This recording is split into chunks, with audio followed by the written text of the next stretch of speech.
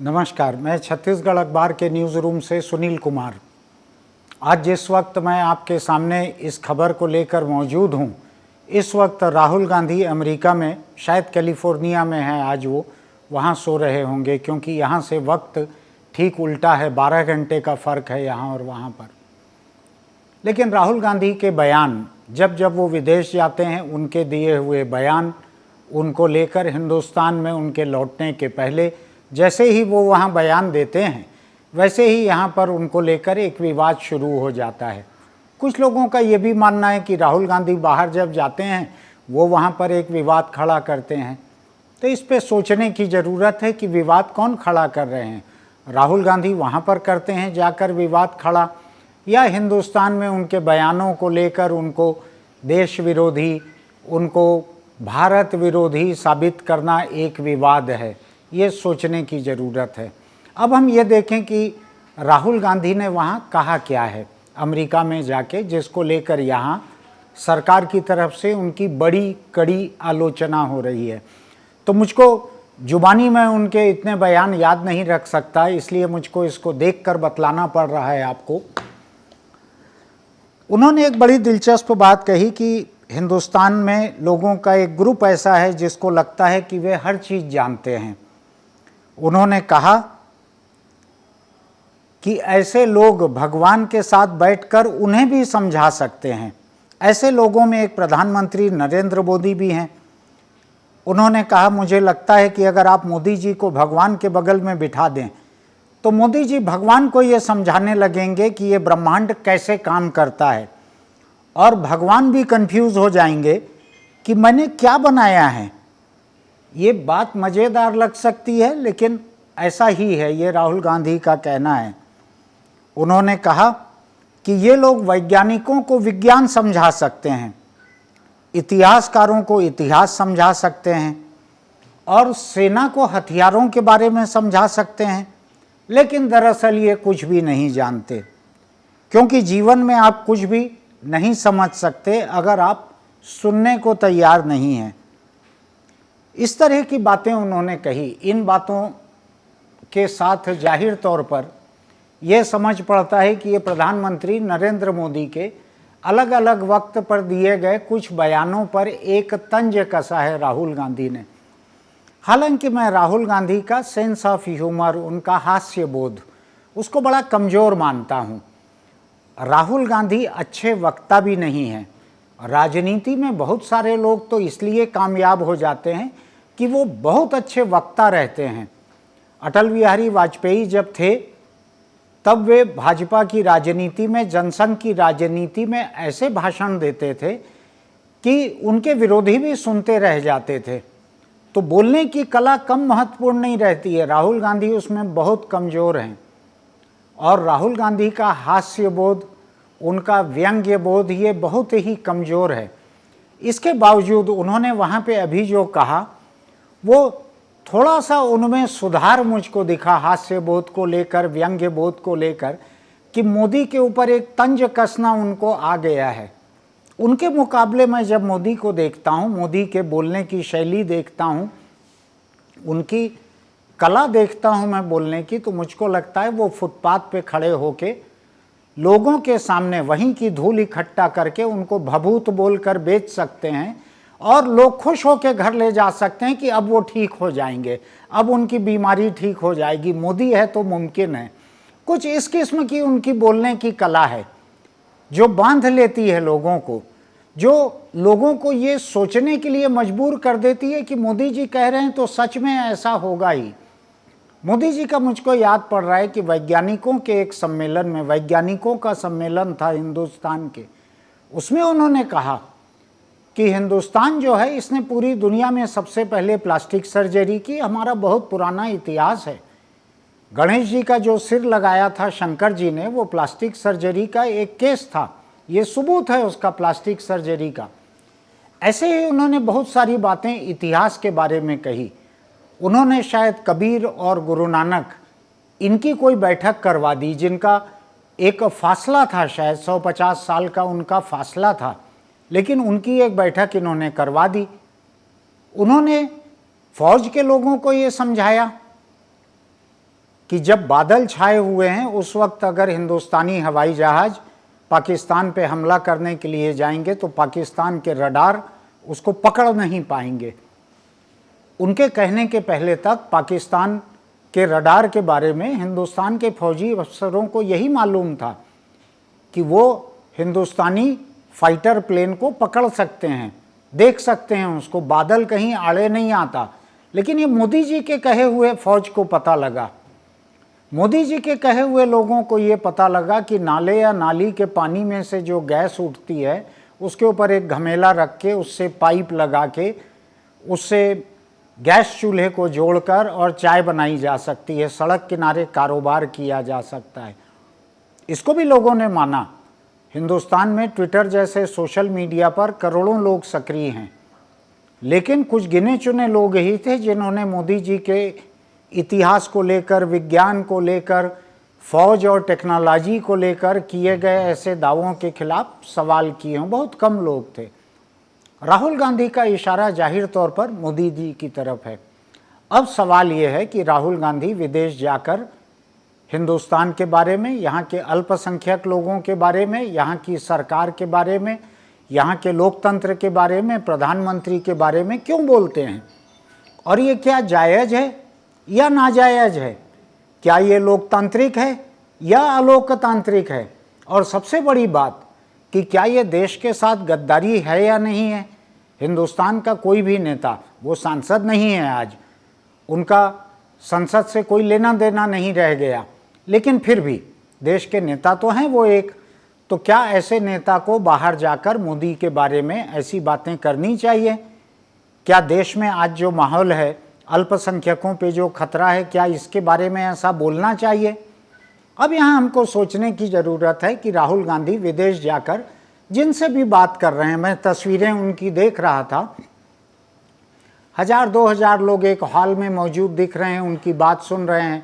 नौजवान सेल्फी लेने के लिए उनके ऊपर टूटे पड़े हैं, और जगहों पर भी मंच पर कोई संचालक उनसे सवाल जवाब कर रहे हैं, सवालों का सामना कर रहे हैं राहुल गांधी। वहाँ पर आसान बात नहीं होती सवालों का सामना करना। कई लोग कहते हैं कि मोदी जी अपने बड़े चुने हुए लोगों को ही इंटरव्यू देते हैं, अक्षय कुमार जैसे माहिर लोगों को, लेकिन किसी पत्रकार को, किसी स्वतंत्र पत्रकार को वो इंटरव्यू नहीं देते। शायद 8 साल में उन्होंने कोई प्रेस कॉन्फ्रेंस भी नहीं ली है, 9 साल में, ऐसा लोगों का कहना है। मुझको नहीं मालूम है ऐसा है कि नहीं, आप बेहतर जानते होंगे।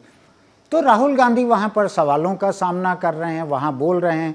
अब सवाल ये है कि हिंदुस्तान के हालात के बारे में हिंदुस्तान के एक भूतपूर्व सांसद और कांग्रेस के एक नेता को विदेश में बोलना चाहिए कि नहीं बोलना चाहिए। अब हम ये समझें कि अमेरिका में लोग राहुल गांधी से क्या सुनने के लिए वहाँ इकट्ठा हुए हैं। क्या वो राहुल गांधी से अमेरिका के हालात के बारे में समझना चाहेंगे, या वो पाकिस्तान के हालात के बारे में समझना चाहेंगे, या वो आर्टिफिशियल इंटेलिजेंस को लेकर राहुल गांधी से सवाल करेंगे, जिनके पास केवल ह्यूमन इंटेलिजेंस है, जिसके ऊपर यहाँ पर हिंदुस्तान में उनके विरोधी सवाल बहुत खड़े करते हैं।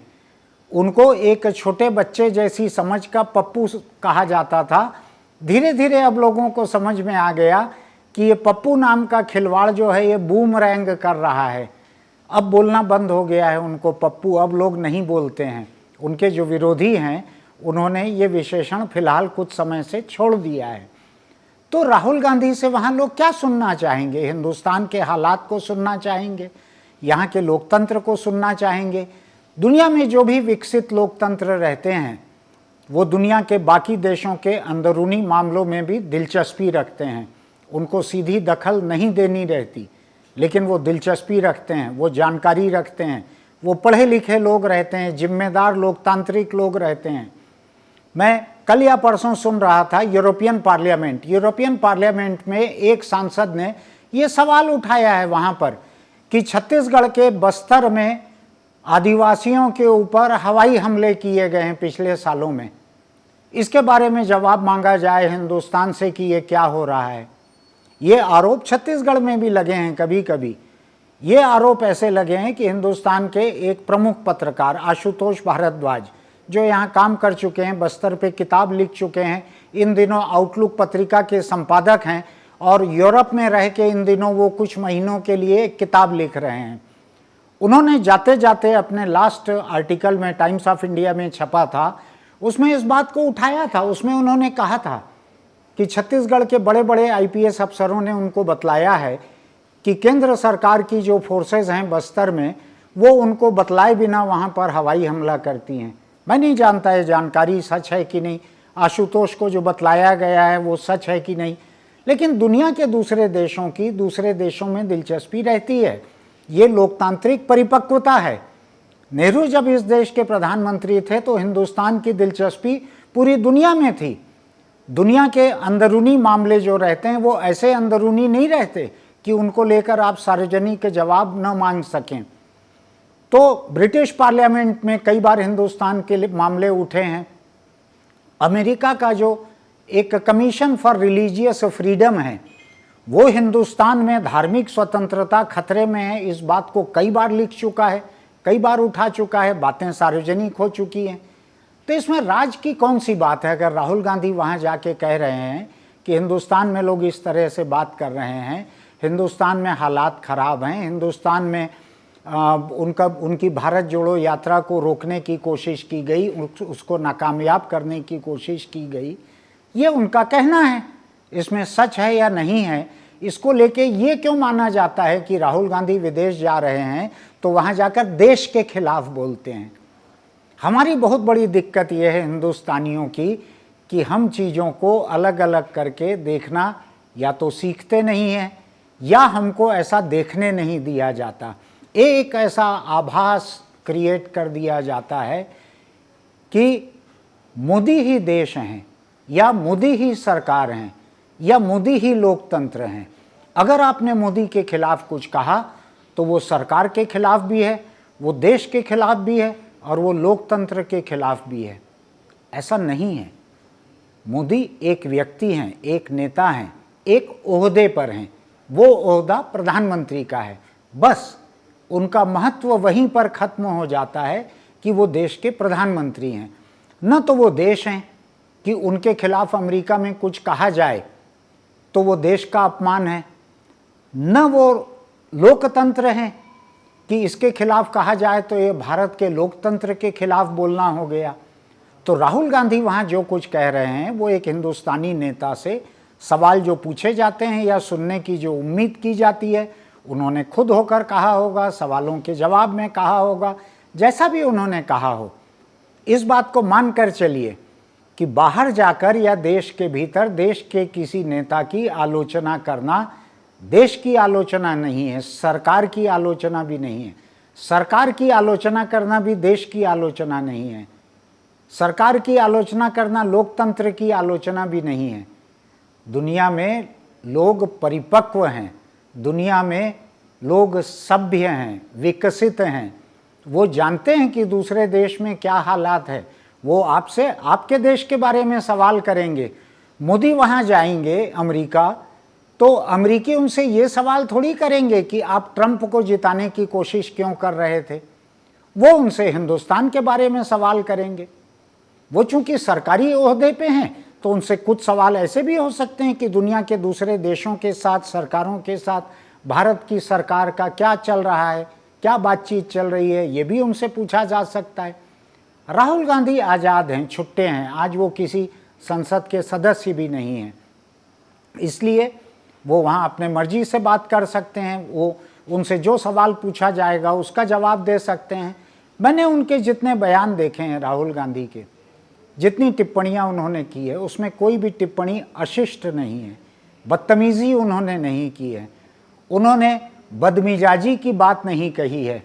उन्होंने एक तंज कसा है मोदी के ऊपर, जो एक नया हुनर दिख रहा है मुझको। ये नया नया हुनर है राहुल गांधी के पास। अगर वो सच में ही तंज करना सीख रहे हैं और सीख चुके हैं और अगर इसका इस्तेमाल करने वाले हैं तो हिंदुस्तान के चुनावों में, हिंदुस्तान के चुनावी भाषणों में तंज का बड़ा महत्व रहता है। अभी तक राहुल गांधी के भाषण कमज़ोर इसीलिए होते थे। तो कुल मिलाकर मैं इस बात पर आना चाहता हूं कि हिंदुस्तान के भीतर केंद्रीय मंत्री अनुराग ठाकुर ने, इस सरकार के सबसे पसंदीदा और जिनके लिए सरकार सबसे पसंदीदा है ऐसे फिल्मकार विवेक अग्निहोत्री ने और कुछ लोगों ने राहुल गांधी की जमकर आलोचना की है। ये कहा है कि ये जब देश के बाहर जाते हैं देश के खिलाफ बोलते हैं। मोदी देश नहीं है, मोदी लोकतंत्र नहीं है। लोकतंत्र और देश दोनों मोदी से बहुत बड़े हैं। जब मोदी नहीं रहेंगे, ईश्वर करे उनको 100-200 बरस की उम्र मिले, लेकिन जब वो नहीं रहेंगे तब भी देश रहेगा, तब भी ये लोकतंत्र रहेगा। आपको याद होगा इमरजेंसी में जब चारों तरफ सिर्फ चापलूसी चल रही थी, उस वक्त कर्नाटक के एक नेता ने इंदिरा गांधी के बारे में एक नारा लगाया था, इंदिरा इज़ इंडिया। आपको याद होना चाहिए, अगर पुराना आपने पढ़ा होगा तो, नहीं पढ़ा होगा तो अभी आप पढ़ सकते हैं, इंदिरा इज़ इंडिया। ये इमरजेंसी की चापलूसी तक ठीक था कि जिस वक्त चापलूसी के अलावा बाकी तमाम बातें गैरकानूनी थीं, ये उस वक्त ठीक था। लेकिन अब ज़रूरत नहीं है, अब लोकतंत्र है। अभी भी लोगों का कहना है कि यहाँ कोई इमरजेंसी लगी हुई नहीं है। ऐसे में ऐसी चापलूसी की ज़रूरत नहीं है कि मोदी को लोकतंत्र और देश साबित किया जाए और राहुल गांधी को गद्दार साबित करने की कोशिश की जाए। राहुल गांधी के बारे में कहा जाए जब देश के बाहर जाते हैं देश के खिलाफ बोलते हैं, लोकतंत्र, भारतीय लोकतंत्र के खिलाफ बोलते हैं। ऐसा नहीं है। ये देश के लोगों को इस झांसे में रखना बंद कर देना चाहिए कि मोदी देश हैं, मोदी लोकतंत्र हैं और इनके बारे में किसी ज़मीन पर, इस धरती पर कहीं भी कुछ भी बोलना देश का विरोध है। इसके बारे में सोचिएगा अपने तरह से। फिर मिलते हैं। अगर आपको हमारा ये वीडियो पसंद आता है तो इसको YouTube पर सब्सक्राइब ज़रूर कीजिए, इसके नोटिफिकेशन की बटन दबाइए, उसकी कोई फीस नहीं है। फिर मिलते हैं।